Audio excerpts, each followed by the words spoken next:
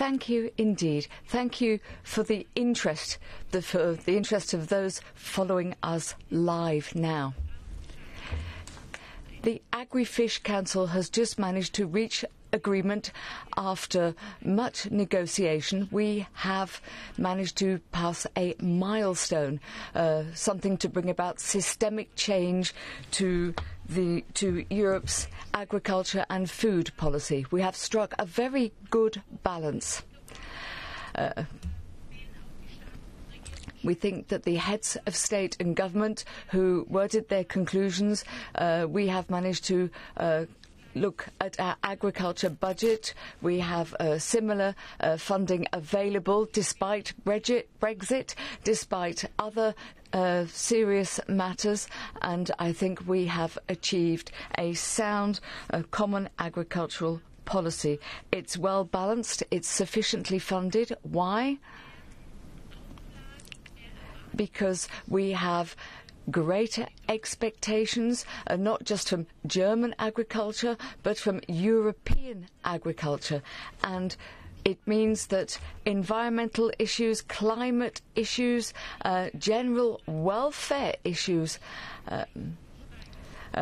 increased revenue for farmers, all these commitments have to be met.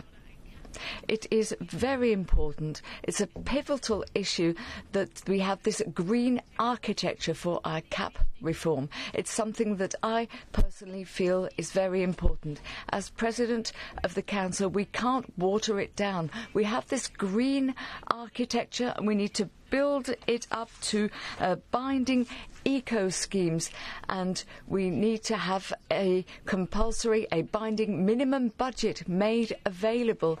We can't just simply leave things up to member states as to whether or not eco-schemes are going to be used, and if so, what money will be made available, what budget will be used. What we want is that farmers across Europe together, and even farmers outside of Europe, importing, exporters, we have to have a competitive agriculture.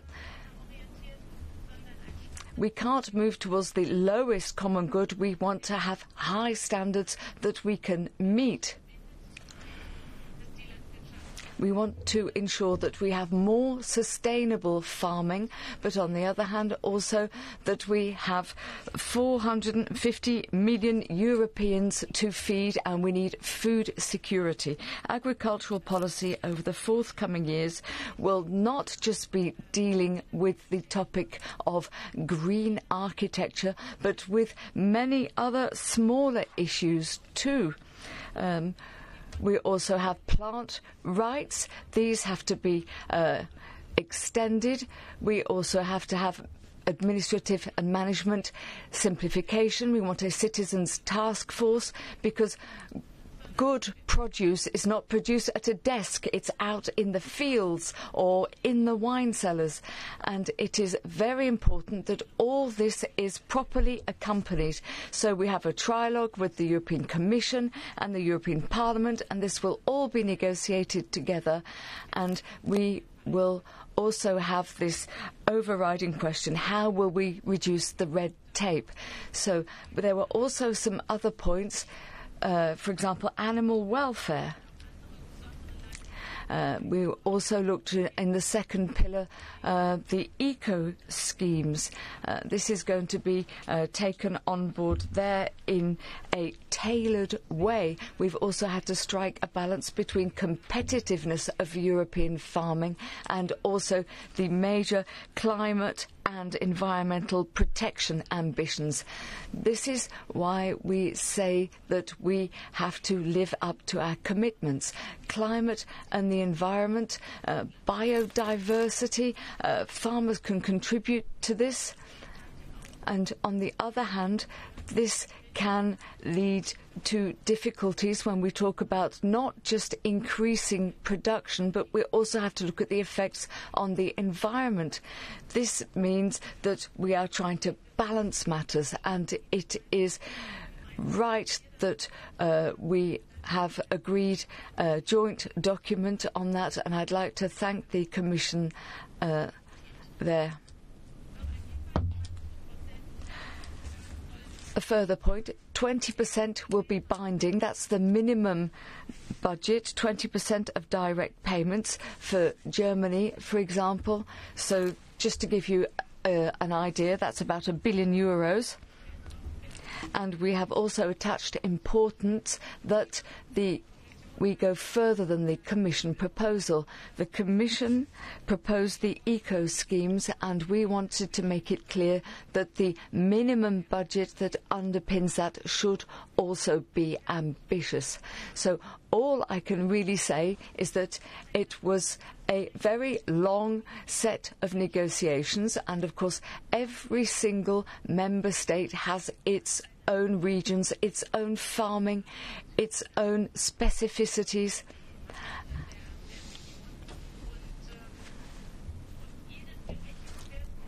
And it's very hard to have everybody completely happy, because we wanted to improve this green architecture, but on the other hand we also wanted to be fair. We wanted to be measured. When, if we look at it, on the one hand we have farming, and then on another hand we have alpine conditions, and the farming is very different. So we did say that a certain amount of flexibility would be required there. Two further points. One of the major concerns on the part of the member states was that if we were too ambitious, overly ambitious, binding eco schemes is the key word there, then it's possible that in the first years people were worried about losing money. So in order to reach agreement there, we had to build bridges, and these bridges mean that there is a 2-year running in phase where all eco schemes have to be completed, or transfers from one eco scheme to another, so they could use up any unused funding. That was not successful. We had to ensure that in the member states we were in the first pillar we were able to keep that with the member states. Environmental performance from the second pillar, or investment in environmental performance, should also be able to be calculated into the first pillar and also be eligible for ring fencing. There are many more details that were discussed also, but just a few from me to allow me to conclude my statement. This was the most important session of the decade, the most important agri-fish Council. We have discussed matters intensively over 2 days, and farming needs to be environmentally friendly, sustainable. We have to protect our climate, we have to adapt to our climate too, but we have to ensure that sufficient funding is made available, and we've achieved that. And we are going to reward those who do more for the environment, more for the climate, and we also have to ensure that we are able to have food on the tables, and so we have to ensure a fair income for farmers too. I would now like to pass the floor to Commissioner Wojciechowski. Commissioner, you have the floor. Bardzo dziękuję I Thank you very much. At the outset, I would like to congratulate the chair of the council, Minister. Microphone for the speaker, please. Po bardzo trudnych. We had a long round of negotiations, 48 hours, many separate discussions. I participated in most of that, but in parallel I also attended the debate in the European Parliament, and we managed to draw up a compromise in a spirit of constructive cooperation. I'm grateful to Member States for being so cooperative. Of course, the compromise of the Council is not a decision made by the Commission. We are happy about some parts, less happy about others, but this is a good starting point for the trilogue for adopting solutions for the next 7 years. We have good news for our farmers. First of all,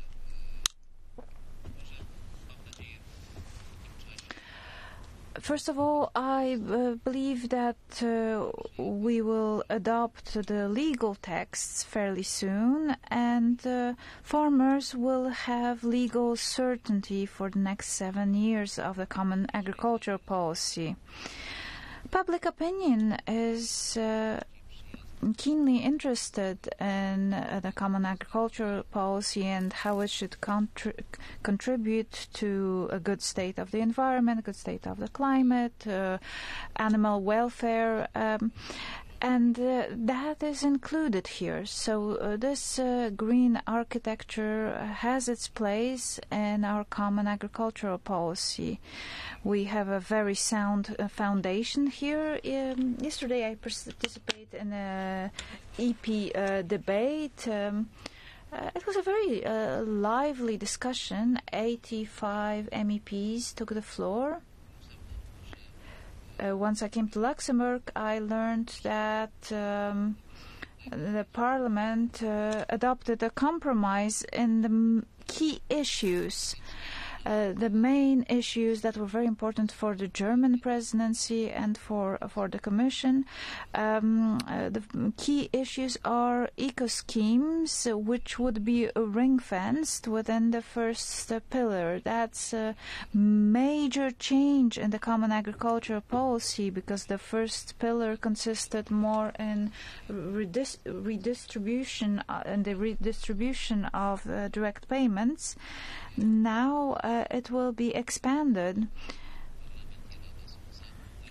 because if the EP and the Council will adopt such a solution, the only thing to be determined will be the amount, 20% or 30%, but everything points to a conclusion of these talks, and it will be very positive, adopting eco-schemes which are positive for the climate, for the environment, and this is a positive change and well received by our citizens who are expecting such reforms. So in both positions of the EP and the Council, we see a well-balanced agreement. We have a balanced approach. We care about the climate, about the environment, but we also care about the farmers and their livelihood and also food security. Not everything is fully satisfactory to the Commission. We will enter the trilogue phase, but I think this is a very good foundation to reach an agreement between the co-legislators. I would like to thank the ministers, thank the minister, thank her team, thank them for adopting this solution. This is a huge achievement. A few hours ago, didn't look very promising. We had very divergent views, but we managed to achieve this goal and agree on this conclusion. A major issue of concern were small and medium-sized holdings, especially small holdings, and my contribution, the contribution of the Commission, consisted in convincing member states that all these eco-schemes, the green architectures, everything that happens in the second pillar, all of this is very positive for small holdings, because we want to include them in a general system of of the common agricultural policy, so that they do not remain outside this policy or on the margins, and then they can really contribute and participate. I think this will be a positive change for small holdings, small farms. These small farms need to be supported. Too many are disappearing. They are being taken over by intensive agriculture, and thanks to these new solutions, we will be able to sustain small farms to become a big part of the European agricultural system. So I would like to thank Minister Julia Klöckner. I would like to thank the German presidency and congratulate her on this great achievement. Thank you. Thank you very much. Commissioner, we have time for some journalist questions. Please raise your hand virtually, state your name and the media you represent, and please also switch on your camera. So the first question goes to Michael Linde. Michael, please. Schönen guten Morgen. Hallo Frau Klöckner, hallo Herr Kommissar. Hello, Commissioner. Hello, Minister. You referred to the Parliament already, and the Parliament envisaged 30% for the environment schemes without the transitional phase, and the 30% was quite controversial in the Parliament. Do you foresee the possibility to reach agreement with the Parliament on this controversial point? Thank you for the question.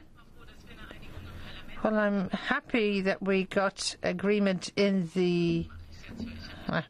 there we go. I was hearing an echo. Get my headphone on. Thank you. Well, you're still able for the questions at this time in the morning. I'm happy that we already got agreement in the Council here in Luxembourg, in the Agriculture Council, but the agreement's only half an hour old. So perhaps we should let it settle for a bit and give everybody an opportunity to look at the details, because the agreement that we have achieved is more than just a figure, be it 20 or 30.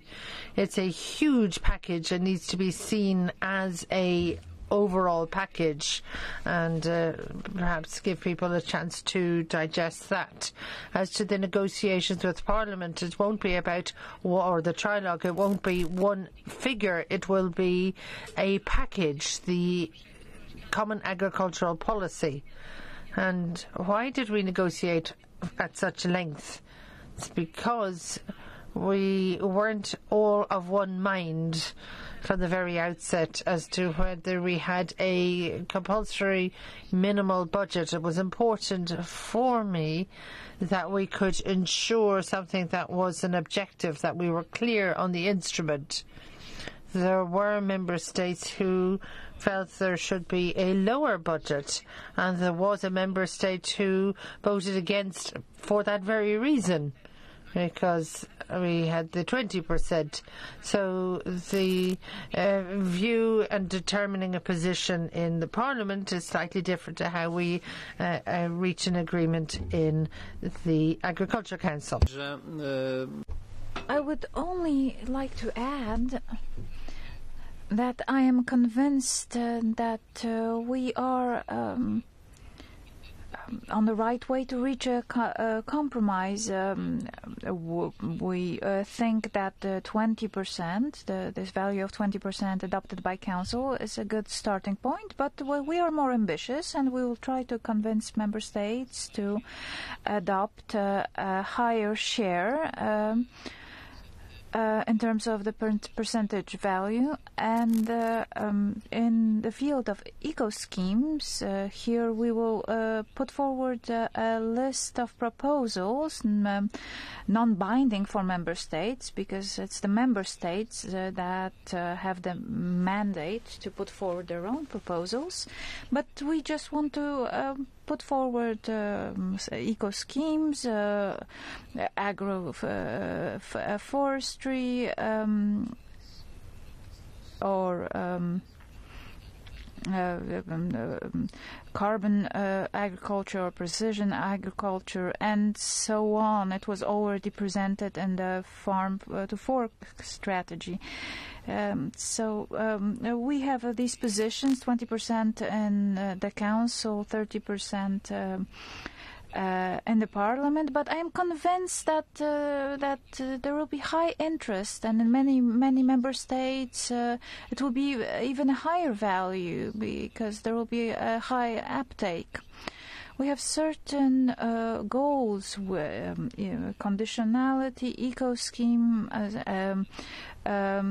environmental and climate measures, so that 40% of the common agriculture policy aims at environmental and climate goals. I think we will be able to achieve it. Very much, Commissioner. This concludes today's press conference. Thank you very much for bearing with us till 5 o'clock in the morning. Thank you to the Minister, to the Commissioner, and of course also all the technical staff and interpreters. Thank you and good night or good morning. Bye-bye. Bye-bye.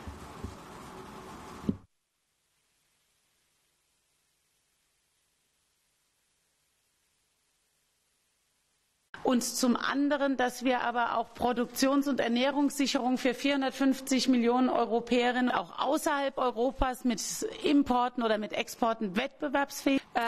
Das kann auf der anderen Seite auch zu Ertragseinbußen führen, wenn wir sagen, es geht nicht nur um Versuche, sie auszuschöpfen oder auch Umschichtungen, falls die eine Ökoregelung überzeichnet ist, dass man mitwerden. Auch das haben wir erreicht. Und das wird jetzt unterlegt und wir werden die belohnen. Ambitnymi celami klimatycznymi, a z drugiej strony troską o rolników, o bezpieczeństwo żywnościowe.